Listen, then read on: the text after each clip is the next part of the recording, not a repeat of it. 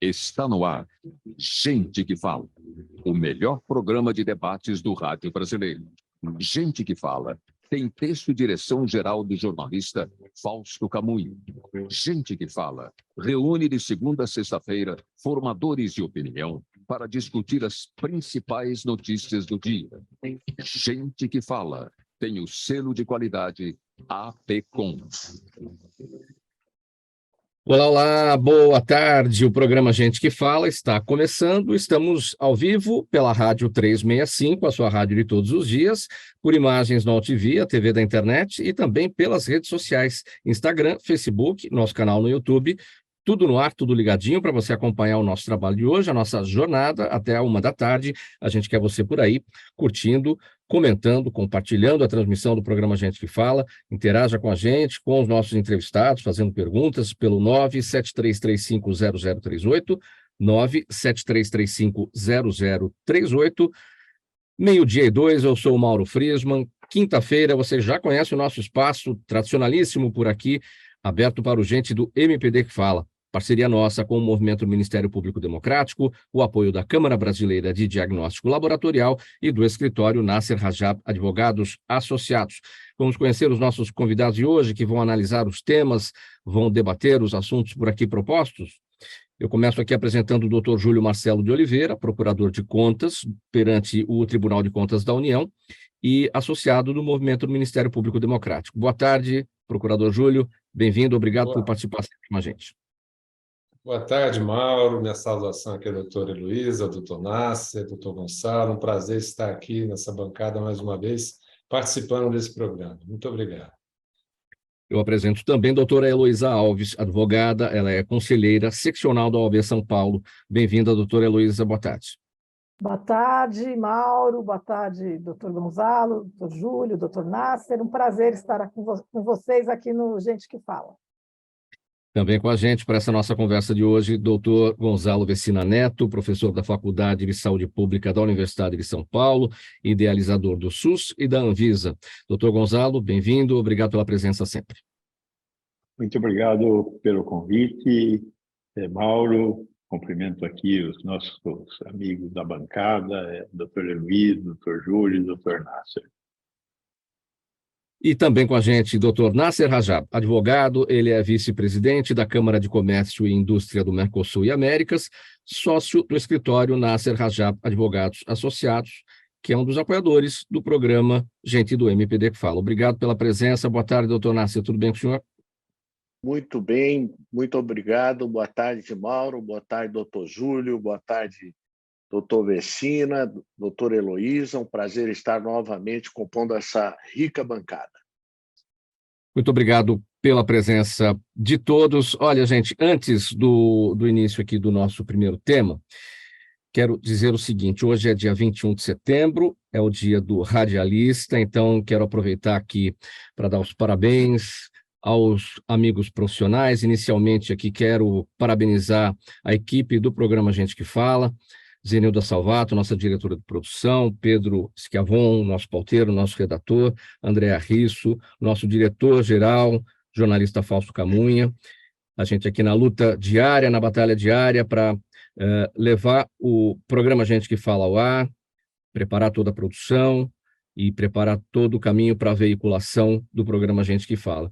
Veiculação feita pela Rádio 365, com seus profissionais, com seus sonoplastas, com seus técnicos, todos radialistas. Então, parabéns para todo mundo por esse dia, parabéns aos amigos profissionais, sucesso nas suas funções, tanto no rádio quanto na TV. Muita gente me pergunta, mas espera aí, o radialista não é aquele que trabalha no rádio? O radialista não é a função, o radialista é a profissão. E dentro da profissão de radialista nós temos as devidas funções, o sonoplasta, o diretor, os técnicos, o produtor, enfim. Então, o profissional radialista ele está presente tanto no rádio quanto na televisão. Então, parabéns para todo mundo, porque hoje é um dia bastante especial. 12:05, dito isso, vamos ao nosso primeiro assunto desta tarde de quinta-feira.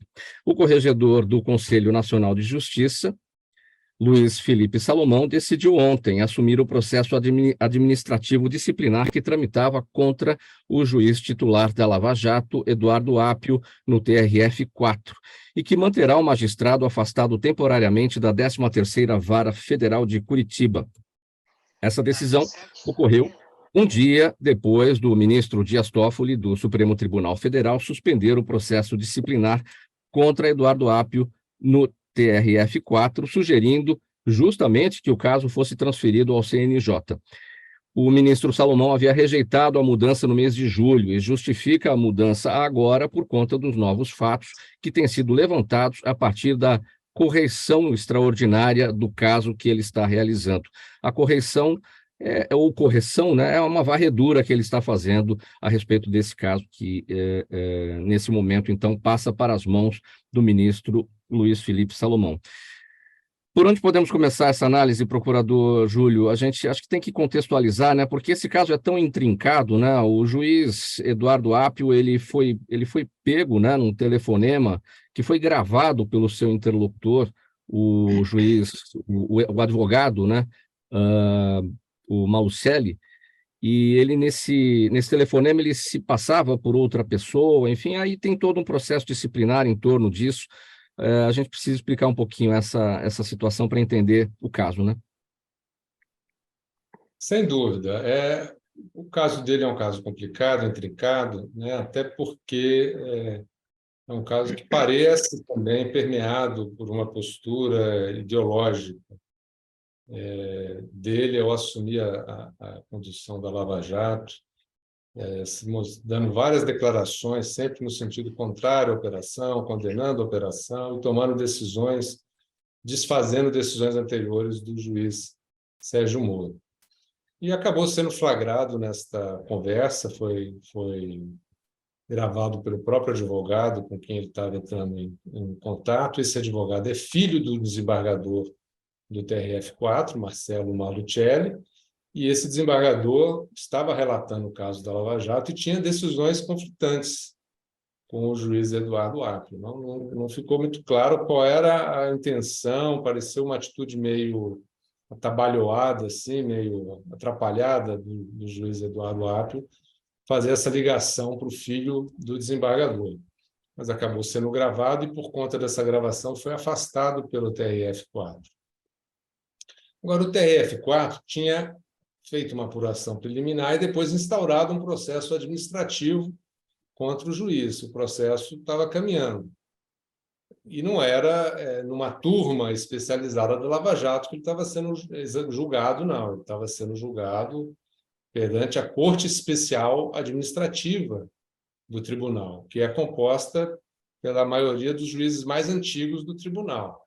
Então, não era uma corte que tinha um vínculo, né, natural, ontológico com a Lava Jato, não.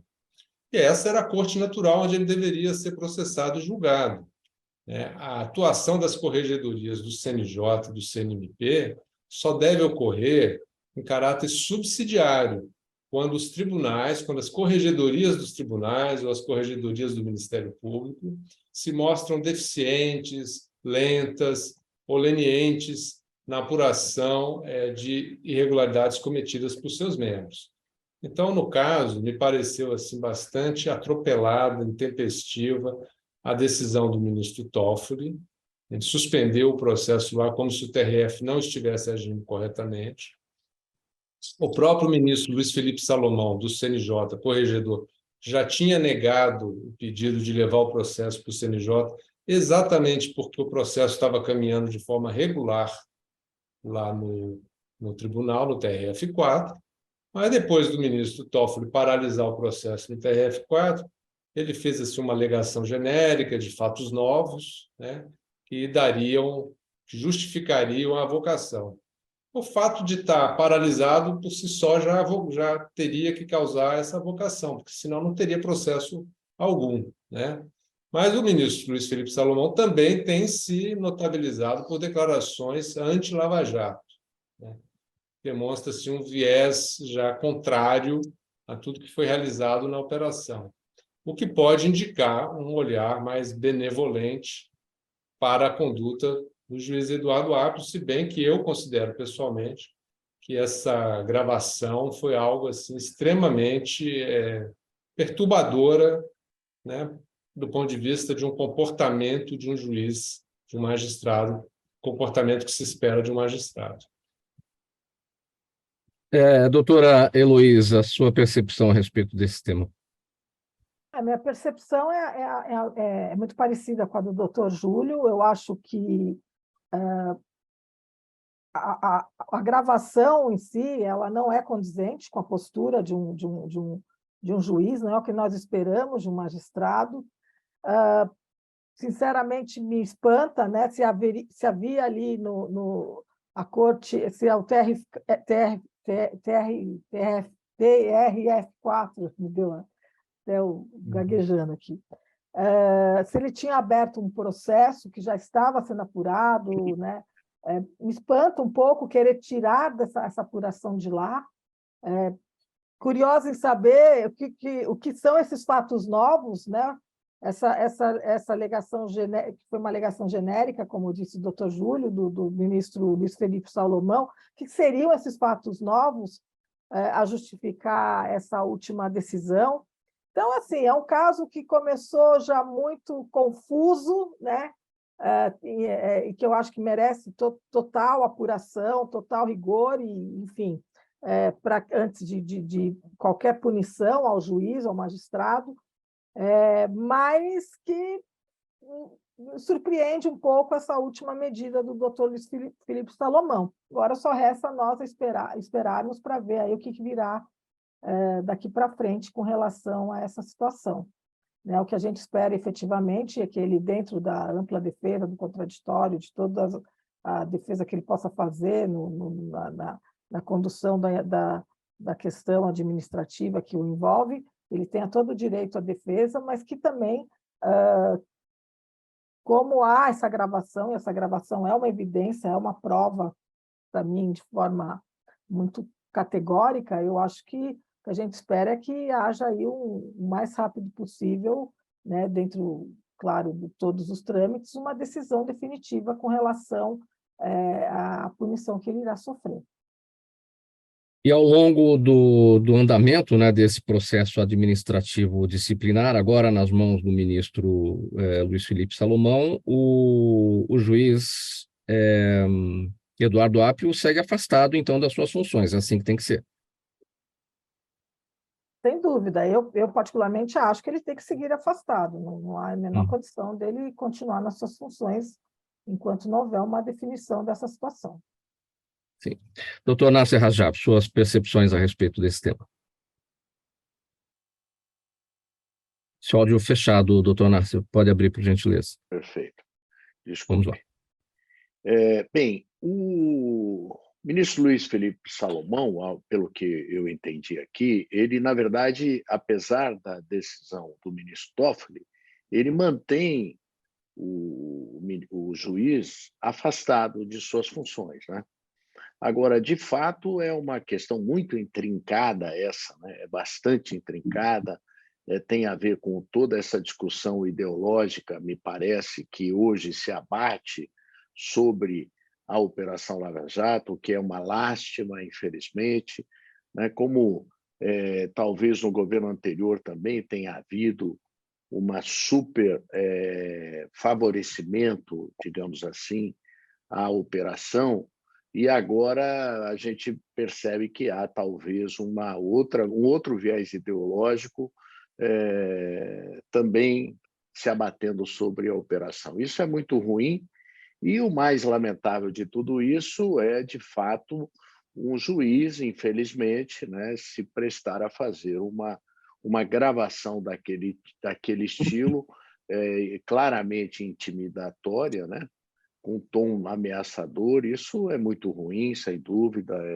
não cabe, né, a um magistrado agir dessa forma. Eu, aliás, não sei se isso já foi, confesso que eu não lembro aqui, se essa gravação, se isso já foi confirmado, né, que tenha sido o próprio juiz, o que eu quero crer que não seja, né? Eu até acredito na versão que o juiz me parece que negou que tenha sido ele a fazer aquela observação. De toda forma, o tirar também a investigação do TRF, quando o doutor Júlio traz aí essa informação de que era um órgão especial absolutamente afastado de qualquer viés político, envolvimento do próprio pai do advogado, né, o desembargador que teria supostamente algum interesse, talvez tirar de lá essa investigação não seja também uma decisão mais acertada para dirimir, né, essas influências que possam estar existindo lá. De toda forma, segue, tomara que seja chegada à conclusão que o juiz não tem essa culpa, o que seria mais salutar aí para o desenrolar de toda essa novela.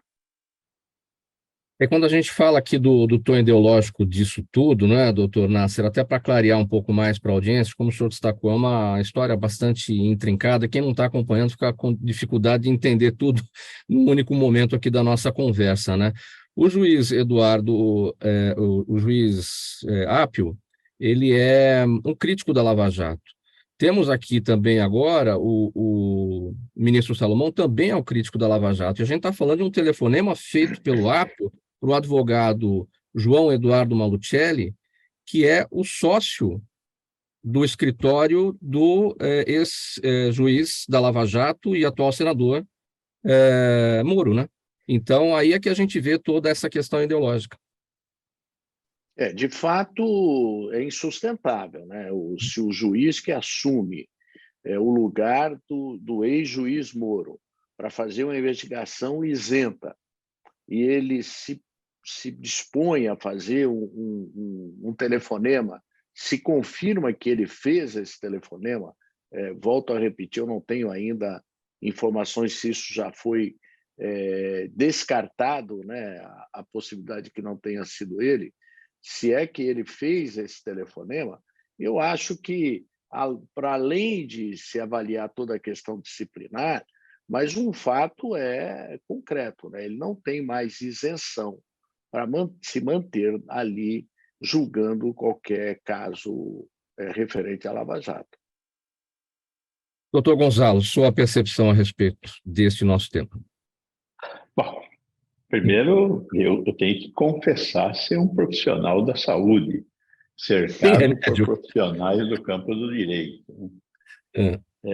Eu acho que essas discussões elas têm mostrado o campo do direito cada vez mais incompreensível para a média da população. Isso que nós estamos chamando de ideologia, quando você fala de um escritório de advocacia, e de um escritório de advocacia cujo titular é parente de um desembargador, e tem um ex-juiz que hoje virou senador, que teve um deputado eleito nessa força-tarefa da Lava Jato que foi cassado, porque cometeu uma ilegalidade, né? Sendo um procurador, cometeu uma ilegalidade. O executivo brasileiro está sujo, o legislativo brasileiro está muito sujo, e o judiciário? Eu acho que nós temos que prestar contas para a sociedade do que está acontecendo. A Lava Jato prometia passar o país a limpo, destruiu um conjunto de empresas fantásticas que corrompiam no mundo inteiro. E eu acho que está ficando tudo assim, da mesma maneira, né? Então, nós temos que começar a tentar limpar essas coisas e reordenar a vida pública brasileira. Se nós queremos ter um Brasil melhor, a vida pública tem que ser melhor nas 3 esferas para a gente ter uma democracia melhor. É isso que eu acho, Mauro. 12h20, pessoal. Este é o programa Gente que Fala, edição de quinta-feira, gente do MPD que Fala, parceria nossa com o movimento do Ministério Público Democrático, o apoio da Câmara Brasileira de Diagnóstico Laboratorial e do escritório Nasser Rajab, advogados associados. Pela Rádio 365, sua rádio de todos os dias, pela Altivia TV da internet, também pelas redes sociais. Vamos caminhar aqui para o próximo tema, para análise de todos por aqui. A votação sobre a criação de uma regra que assegura a paridade de gênero no cargo de desembargador na segunda instância do Judiciário foi adiada para a próxima terça-feira, agora dia 26, no Conselho Nacional de Justiça. Essa paralisação aconteceu por causa do pedido de vista do conselheiro Richard Paquin. A votação está em 3-0 a favor da proposta. O Conselho de Presidentes dos Tribunais de Justiça do Brasil afirma que tal mudança não pode ser feita por meio de resolução do CNJ, porque a Constituição e a Lei Orgânica da Magistratura só falam nos critérios de antiguidade e merecimento. Doutora Heloísa, a respeito desse tema, a gente está tratando desta proposta de paridade de gênero entre homens e mulheres nos tribunais. Há uma desigualdade enorme, né, entre aqueles que ocupam o cargo de desembargador, que é o operador do direito que faz o trabalho de julgamento dos processos na segunda instância do judiciário. Bom, não preciso nem dizer que eu sou totalmente favorável, né? Eu acho que as mulheres, elas são... Eu estava até fazendo um levantamento que as mulheres representam apenas 38% da magistratura brasileira, é muito pouco, né? Então, eu acho que... E, curiosamente, na advocacia brasileira, hoje nós temos muito mais mulheres, né? Isso é um levantamento de várias seccionais da OAB. Em várias seccionais nós temos um número maior de advogadas inscritas do que homens já falando da advocacia. E eu acho que está mais do que na hora da gente ter realmente uma paridade de gênero. Eu sei que não é uma questão que você consiga tão rapidamente, né? Porque eu acho que nós temos aí vários anos onde várias situações de desequilíbrio, né? Onde há muito mais homens do que mulheres, aí então até a gente chegar realmente nessa igualdade vai demorar ainda, mas é importante que os editais, que eles possam daqui para frente tentar equiparar equiparar essa equidade de gênero, né? Porque eu acho que isso será salutar para toda a sociedade brasileira, eu acho que será salutar não só para a questão de ter mulheres na liderança, no comando de decisões, no caso no judiciário, mas em outras esferas também. Eu acho que a gente tem cada vez mais tentado alcançar uma liderança em outros postos chaves da nossa sociedade, e isso é muito importante, eu acho que isso é fundamental, né? Então, uma mulher, quando ela ocupa um posto de comando, ela tem uma sensibilidade de conhecer as dificuldades que ela passa, então, de ter um discernimento para julgar, com uma sensibilidade que muitas vezes até os... É claro que quando a gente está falando de poder judiciário, o que interessa é o que está ali, no caso concreto, né? Mas eu acho que é fundamental que a gente tenha cada vez mais mulheres em postos de comando, não só na magistratura, mas em outros cargos de liderança também. E eu espero que essa questão que, por hora, foi pedida à vista do ministro, que seja... Quem pediu foi o desembargador, Ricardo? É o, né? conselheiro Richard Paquin. Desculpa, conselheiro Richard. Eu espero que seja retomado o mais rápido possível o julgamento, a decisão, e que seja aprovado. Já está 3-0, eu espero que nós alcancemos a maioria. Sim, a votação está em 3-0 a favor da proposta, e a retomada dessa votação vai ser no dia 26, lá no CNJ. Agora, eu destaquei aqui, né? Eu destaquei aqui que o Conselho dos Presidentes dos Tribunais de Justiça do Brasil afirma que a mudança não pode ser feita por meio de resolução do CNJ, porque a Constituição e a Lei Orgânica da Magistratura só falam nos critérios de antiguidade e merecimento. Esse não seria um trabalho para o Congresso Nacional, uma vez que talvez devesse haver uma mudança aí na Constituição, mas é aquela história, né? Quando o Congresso não se mexe, alguém tem que fazer, né?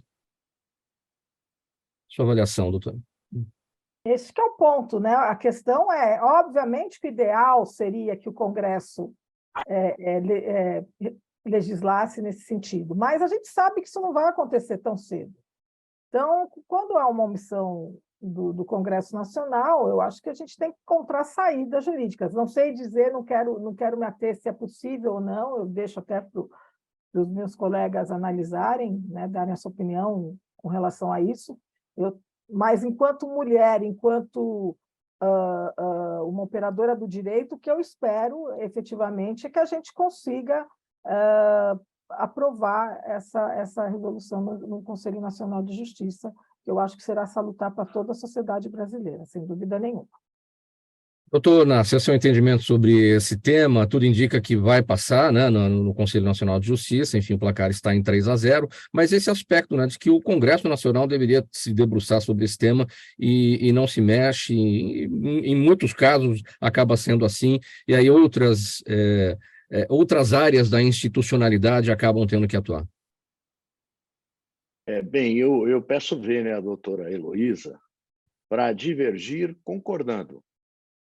Na verdade, eu penso assim, eu acho que nós vivemos, né, nossa sociedade uma evolução de décadas, e essa evolução ela é toda em favor exatamente de reconhecer o papel importante que as mulheres exercem em todas as atividades sociais e profissionais. Eu quero crer que esse desenvolvimento, digamos assim, natural, ele é mais sedimentado e ele é mais salutar até para as relações, né, sociais e profissionais. Eu acho que uma legislação de cima para baixo, impondo algo que a gente olha no horizonte e vê que isso vai acontecer em breve. Veja que a própria doutora Heloísa já disse que hoje quase 40% do judiciário é composto pelas mulheres. Ou seja, nós estamos próximos a ultrapassar. Porque o que vai acontecer, talvez até eu esteja aqui advogando contrariamente ao interesse dos homens no judiciário, porque daqui a pouco eu acho que as mulheres estarão à frente e aí, por conta dessa regra, elas não vão poder ultrapassar os 50%. Eu acho que é preciso analisar bem isso, porque, veja, até ela deu um outro dado importante, e a gente, no dia a dia, repara nisso. Na advocacia, as mulheres já são em número bem maiores do que os homens, né?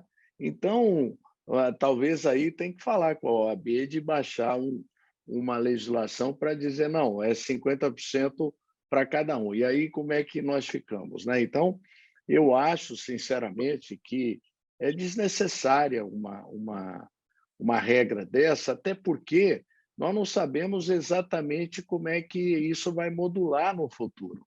Então, me parece que o caminho natural aí das coisas, nesse campo, né, seria a melhor solução, que é o que vem acontecendo ao longo do tempo. Delegadas de polícia, hoje eu vejo que é impressionante quantas delegadas de polícia, talvez até já estejam mais ainda, maior do que o número de delegados. Então, sinceramente, eu acho que é algo que nós viveríamos bem sem, e talvez até melhor para as mulheres daqui a alguns anos. E eu acho que esse caminho natural é muito mais interessante do que uma regra que podem muitos acharem depois polêmica e virem outras discussões, talvez não seja o mais adequado. Procurador Júlio, o doutor Nasser prefere o caminho natural, a doutora Heloísa olha mais para a regra, e você diverge concordando ou concorda divergindo com qual dos dois? Eu estou concordando mais com a doutora Heloísa, que eu acho que a sociedade brasileira é extremamente machista, e o caminho natural vai levar muito tempo para promover uma igualdade que a gente tem que tentar conseguir o mais rapidamente possível. Nós estamos aqui às vésperas da aposentadoria da ministra Rosa Weber, né? 2 juízas apenas na Suprema Corte, e tudo indica que o escolhido será um homem, né? Então, um retrocesso na representação feminina. Eu defendo que os presidentes deviam escolher ministras até chegar a esse número de 5 no Supremo, pelo menos 5 ministras no Supremo, porque isso é uma questão de representatividade da população brasileira, da sociedade brasileira. Nós temos 38% das magistradas hoje, mas a maioria no primeiro grau. Quando você faz um recorte para o segundo grau, você não vai ter 38% das desembargadoras, dos desembargadores do sexo feminino, não tem, é menor. Por quê? Porque a sociedade sendo machista, na hora da promoção por merecimento, as conexões, a rede de contatos dos homens que estão no poder é predominantemente formada por homens, por outros homens. Porque você tem como que a panela que se fecha em torno do machismo. Então, as mulheres chegam a ser promovidas mais pela antiguidade no cargo, quando o tribunal não pode negar a promoção, do que por merecimento. A gente veja aí nessa luta por uma vaga no Supremo. Os favoritos são todos homens que fazem parte das rodas de poder do país, que são masculinas, predominantemente. Então, essa é uma estrutura que tende a se reproduzir, tende a se manter. O caminho natural de evolução é muito lento, né? Então, eu sou favorável a que haja, assim, um mecanismo de aceleração da representação feminina nos tribunais. Essa discussão, se pode ou não pode, teria que ser uma PEC, teria que mudar a lei, é uma discussão relevante. Eu imagino que essa regra depois terá que ser examinada pelo Supremo Tribunal Federal, mas eu acredito que pelo princípio, né, da não discriminação em razão do gênero, e nós temos uma discriminação de fato no Brasil, porque se as escolhas recaem majoritariamente sobre os homens, é porque tem um viés discriminatório na sociedade brasileira que prejudica as mulheres. Então, portanto, a norma seria, a meu ver, constitucional e muito bem-vinda. 12h33 agora, programa Gente que Fala por aqui, edição de quinta-feira, gente do MPD que Fala, parceria nossa com o Movimento Ministério Público Democrático, o apoio da Câmara Brasileira de Diagnóstico Laboratorial e do escritório Nasser Rajab Advogados. A gente vai fazer um intervalo agora, uma parada rapidinha, para a mensagem do nosso apoiador, a gente volta em seguida, o Dr. Gonzalo vai falar sobre saúde aqui, a gente vai mudar um pouquinho o assunto. Até já.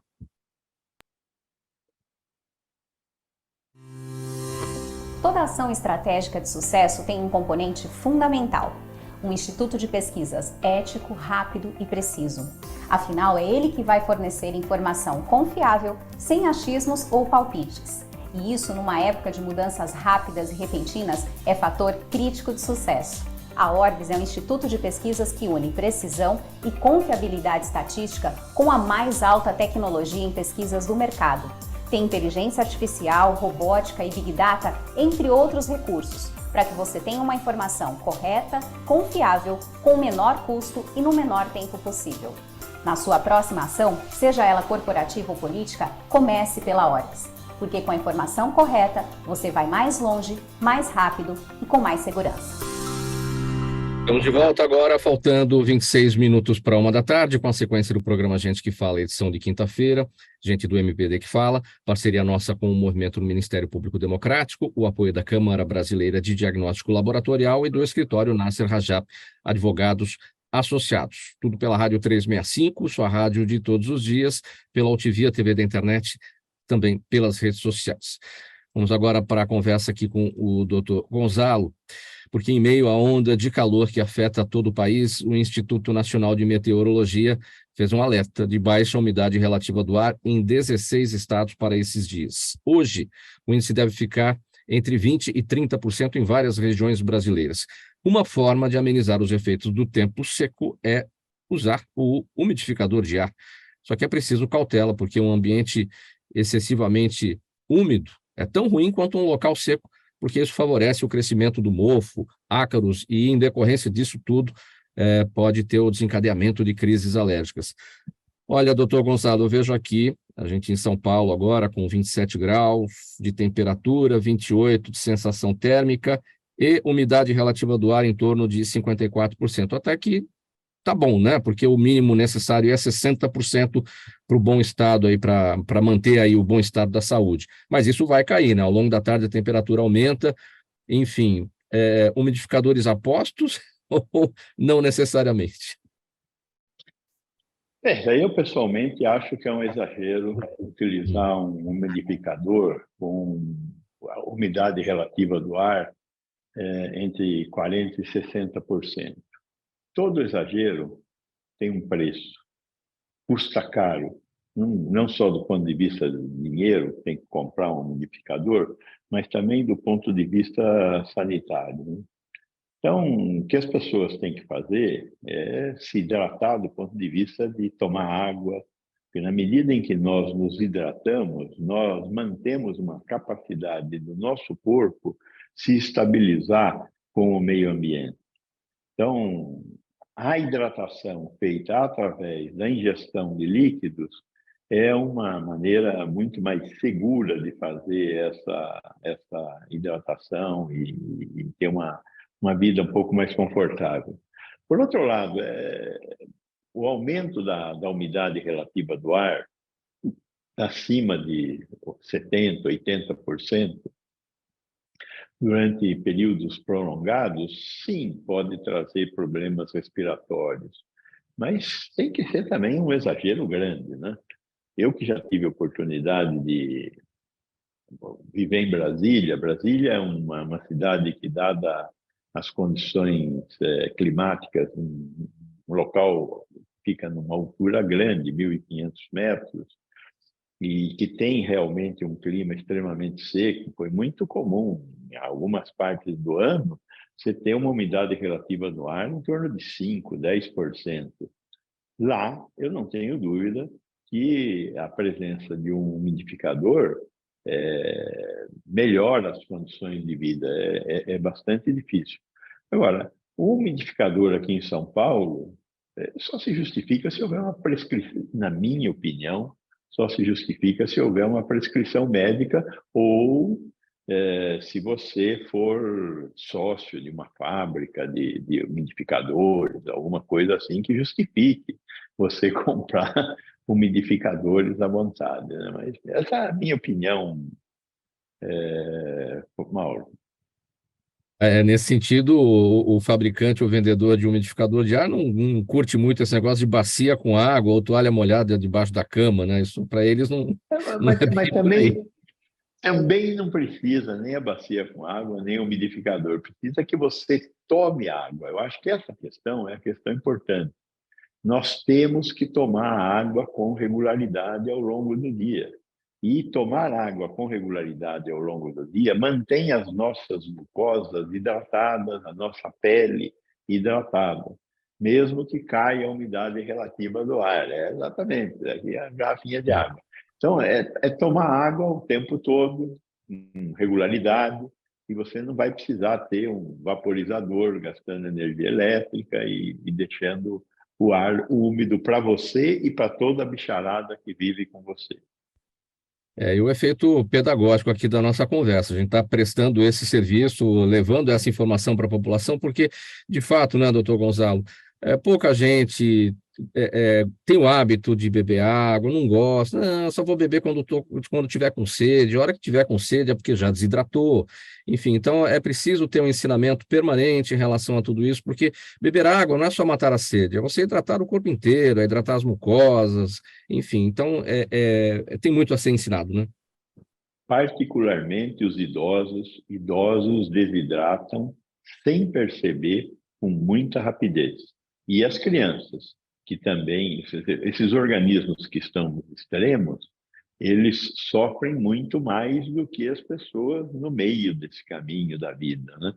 Então, as crianças, elas trocam muito rapidamente com o meio ambiente a sua condição, e os velhos, eles desidratam muito rapidamente, não por causa da mesma, não é o mesmo caminho das crianças, é o que eles têm uma dificuldade maior de hidratação, né? Por causa das questões mesmo do processo de envelhecimento. Então, idosos e crianças têm que tomar um cuidado maior no sentido de manter hidratado o corpo. O que o senhor acha dessa opinião, desse entendimento do famoso doutor Bactéria, que diz que o umidificador de ar é a Disneylândia das bactérias? O Dr. Bactérias, ele traz informações interessantes, né? Eu acho que ele mais presta serviço do que desserviço, mas eu acho que é um exagero isso, ele dizer que é a Disneylândia. Todo micro-organismo, a grande maioria dos micro-organismos, é lógico que deve ter micro-organismo que quer ficar no seco. Existem famílias de micro-organismos que preferem o seco, mas a grande maioria, particularmente nesse território dos fungos, eles preferem a umidade. E, nesse sentido, nós temos que tomar cuidado com o aumento exagerado da umidade relativa do ar no ambiente de casa. Mas tudo demais está errado. Temos que partir para a média virtude. E para a gente fechar esse tópico, doutor Gonçalo, antigamente, eu não sei se existe ainda, antigamente tinha um aparelhinho que fazia o efeito contrário, ele tinha um resultado contrário, era tirar a umidade do ambiente.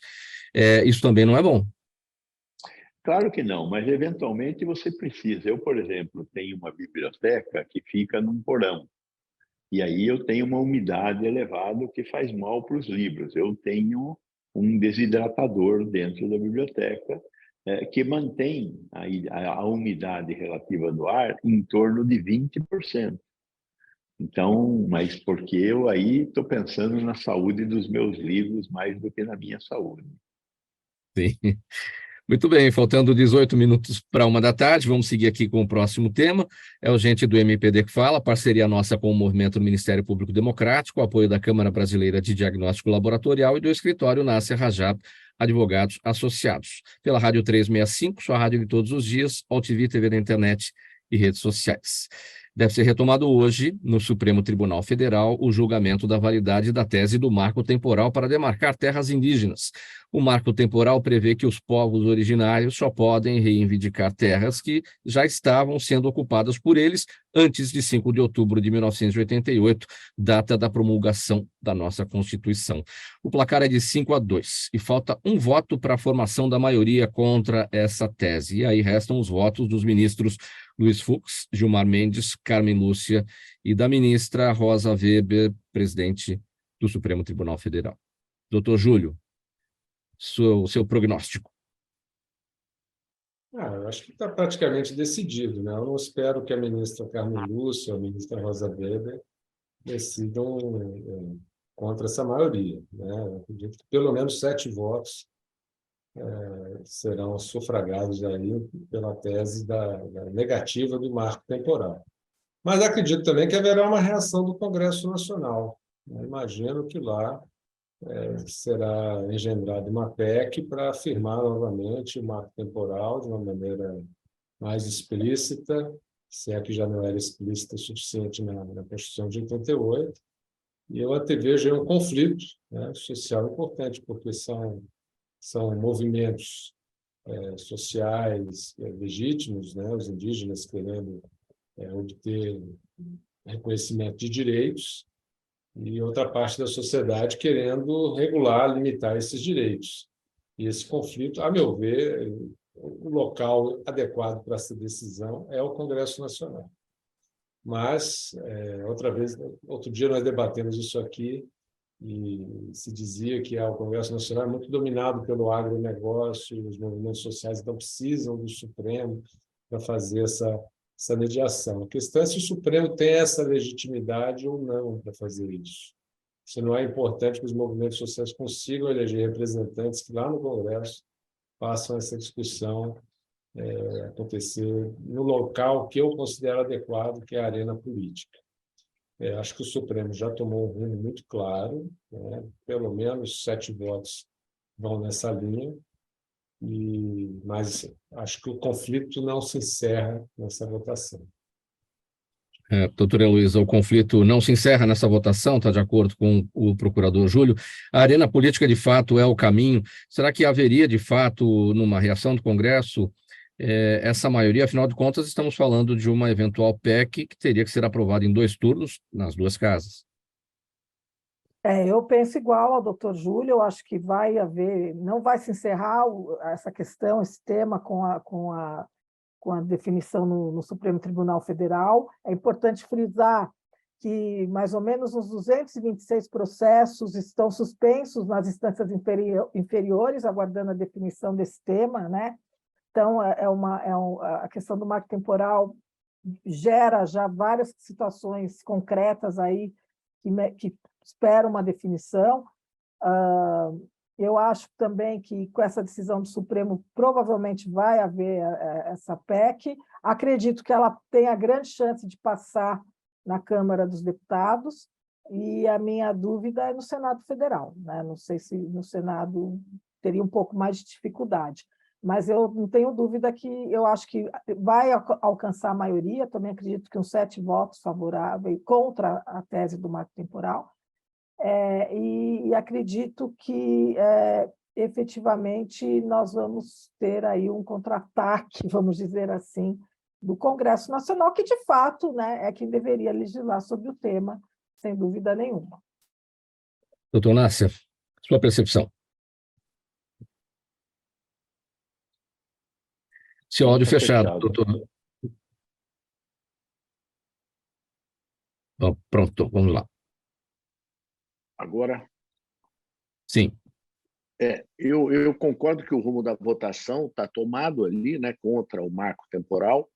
Me parece que ainda o que pode resultar ali alguma modulação é a questão contida no voto do ministro Alexandre de Moraes sobre a indenização, né, daqueles que ocupam as áreas de boa-fé.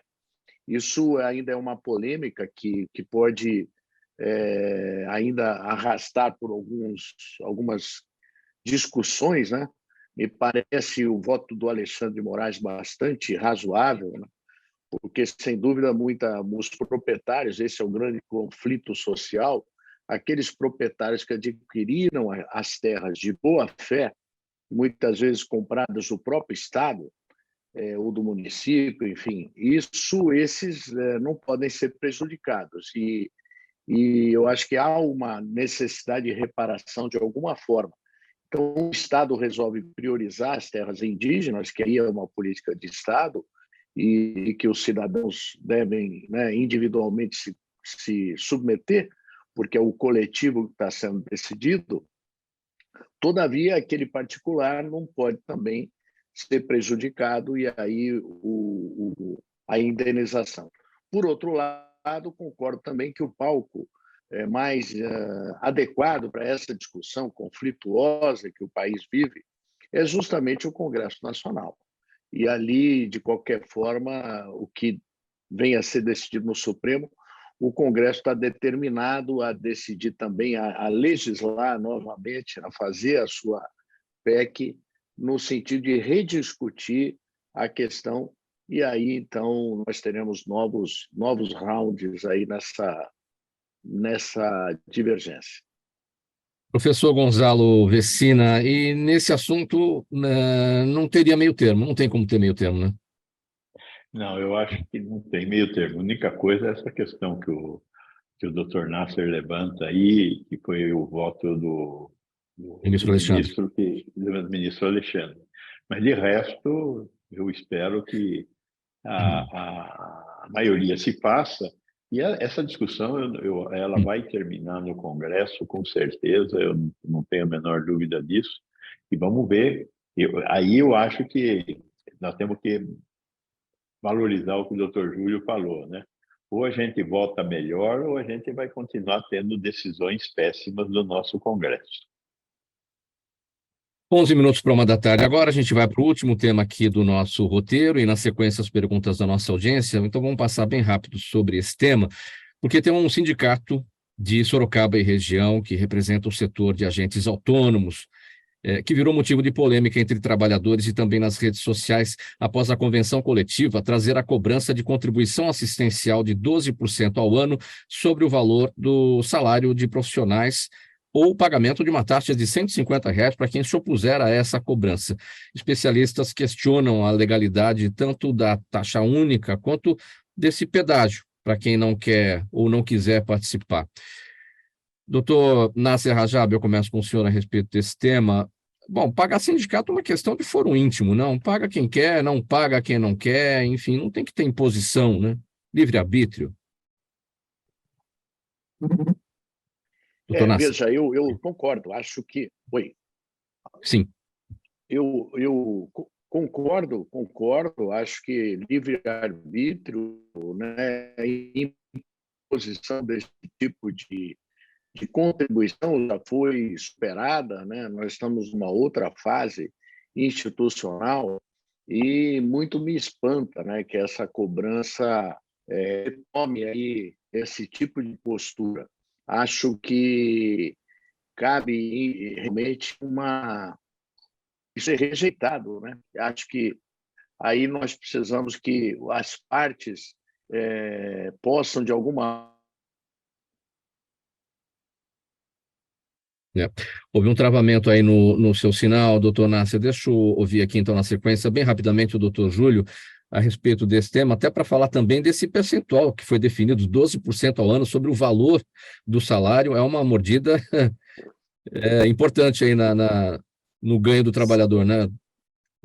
Mais uma vez, você vê o Supremo entrando na arena do Congresso Nacional. O Congresso Nacional deliberou soberanamente que não deveria ter mais o imposto sindical, que era um dia, remuneração equivalente a um dia de trabalho por ano dos trabalhadores, sindicalizados ou não. O Congresso disse, não, isso daí nós não queremos mais. Isso que, aliás, é um instituto que vem da Itália fascista, quando Mussolini organizou lá os sindicatos trabalhadores e patronais e que o Getúlio Vargas trouxe para o Brasil. E aí o Supremo vem agora e ressuscita algo que faz, às vezes, do imposto sindical, que é a contribuição assistencial. O que esse sindicato está cobrando é 3,6 dias de remuneração de trabalho, né, de uma pessoa que não é sindicalizada, mais do que era o imposto sindical. E ainda cobrando uma taxa de pedágio. Então, me parece extremamente abusiva essa postura do sindicato e o que o Supremo também decidiu me parece assim, extremamente equivocado. O Congresso Nacional também deveria reagir. Que diz que se houver uma assembleia, pode. Mas a assembleia é só do sindicalizado. Você não vai participar de uma assembleia do sindicato do qual você não faz parte. E aí você vai ser obrigado a pagar algo que uma assembleia lá decidiu. É algo autoritário, algo assim que, a meu ver, é inconstitucional. Mas o Supremo diz que cabe ao Congresso reagir ou não. Gente, olha, 7 minutos para 1 da tarde, como o tempo está apertado, eu vou aqui para as perguntas da nossa audiência. Doutora Heloísa, a pergunta aqui do Jaime do Jardim Bonfilholi, aqui em São Paulo. Obrigado, Jaime, por participar sempre com a gente. Ele quer saber se tem respaldo jurídico para aqueles estudantes de medicina que foram expulsos por atentado ao pudor lá da Unisa, né? Se tem respaldo jurídico para eles serem admitidos por outra faculdade e se formarem médicos aí na sequência. É o caso lá dos estudantes da Unisa que simularam aquela masturbação no jogo de vôlei feminino na cidade de São Carlos. Olha, primeiro que é lamentável isso, né? Nós estamos falando de futuros médicos, né? Assim, é um caso assim mas que não é só das faculdades de medicina. A gente já vê abusos de outras em outras faculdades também, situações parecidas, não é de hoje, né? É aquela coisa do machismo estrutural que a gente ainda tem na nossa sociedade que faz que acontece isso. Mas, assim, respondendo bem rapidamente, eu acho que eles podem até discutir a própria expulsão. Eu não sei o que estabelece o regimento da Unisa, né?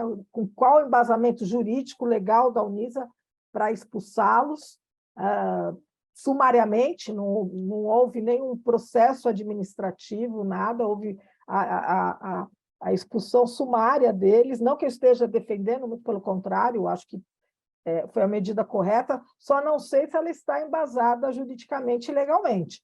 Agora, eu acho que sim, eu acho que eles podem, não sei se outras faculdades aceitariam. Nós tivemos já denúncias de casos da Santa Casa, da São Camilo, a São Camilo já se pronunciou dizendo que o procedimento dela vai ser socioeducativo. E aí, só para falar bem rapidamente, é importante dizer que a punição por si, só a punição com a expulsão não resolve. Isso fará com que esses jovens mudem a sua postura, a sua conduta, entendam a gravidade do que eles fizeram? Não entenderá. Então, eu acho que só a punição com a expulsão não resolve a mudança de comportamento e de entendimento do quão grave foi a atitude deles, que não foi uma mera brincadeira. Então, acho que juridicamente... desculpa. Pode significar um apagar de incêndio, né? Uma crise dentro da própria universidade, e a universidade teria que tomar essa iniciativa, e como tomou, e tinha que ter tomado até antes disso, só não o fez porque as imagens apareceram agora, mas esse era o caminho, mas isso não muda o comportamento, o caráter das pessoas que fizeram aquilo, né? Exatamente. Sim. Professor Vecina, bem rapidamente, a Juliana Rocha está no Instagram e quer saber qual é o risco do vírus Nipah se espalhar para além da região onde tem causado mortes na Índia. Muito difícil, porque ele depende de um ecossistema que nós não temos fora da Índia. Então, ele vai continuar retido lá entre os morcegos indianos, naquele ecossistema. Dificilmente esse vírus, com essas características, vai se espalhar pelo mundo, como também o nosso vírus sabiá aqui também não vai chegar lá na Índia. Doutor Nasser Rajab, será que temos? Temos, né? Acho que está tudo bem com a conexão. A Daniela Neves está no YouTube. Em que medida, ela pergunta, o discurso do presidente Lula na ONU afeta, para o bem ou para o mal, as relações comerciais do Brasil? Veja, eu acho que ele acerta para o bem, né? O Brasil é um global trader, ele tem que estar realmente aberto, né, para o mundo. E o presidente Lula tem essa vantagem, né? Ele é um líder, ele exerce esse papel, põe o Brasil nos mercados comuns, ele abre discussão, ele fala, às vezes, algumas coisas equivocadas, mas ele está no cenário mundial, inserindo o Brasil nesse contexto. E o que importa, né, o que move essas relações geopolíticas, por trás de tudo isso tem sempre os interesses econômicos. Eu acho que isso é bem explorado pelo presidente Lula e deve surgir em breve, isso deve resultar em bons acordos internacionais para o Brasil e a expansão do mercado das exportações brasileiras, que, no fundo, é o que interessa, né? E nesse minuto final aqui, para o doutor Júlio, procurador Júlio, a pergunta vem do Rodrigo Monteiro, ele está no Facebook e quer saber por que o Ministério Público de São Paulo está acusando na Justiça a Prefeitura aqui paulistana de descaso em relação ao CAD único, procurador Júlio. Poxa vida, eu gostaria de responder, mas eu não tenho conhecimento sobre esse caso, né? A gente atua lá no TCU, não tenho condições de dar uma opinião sobre isso.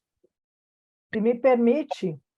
Sim, vamos lá. Me permite, na realidade, o CAD único ele precisa ter um novo cadastramento, recenseamento, e parece que a prefeitura ela não está com a celeridade devida fazendo esse trabalho. Então, isso está trazendo sérios prejuízos para as pessoas que dependem dos benefícios e que só podem ter os benefícios a partir do momento que estão registradas no CAD único. Então, o que está se exigindo é uma celeridade maior da prefeitura nessa questão. Legal, gente. Finalizados os nossos assuntos, respondidas as questões aqui da nossa audiência, vamos colocar um ponto final nessa edição do programa Gente que Fala de quinta-feira. Sempre é o Gente do MPD que fala, parceria nossa com o Movimento do Ministério Público Democrático, o apoio da Câmara Brasileira de Diagnóstico Laboratorial e também do escritório Nasser Rajab Advogados Associados.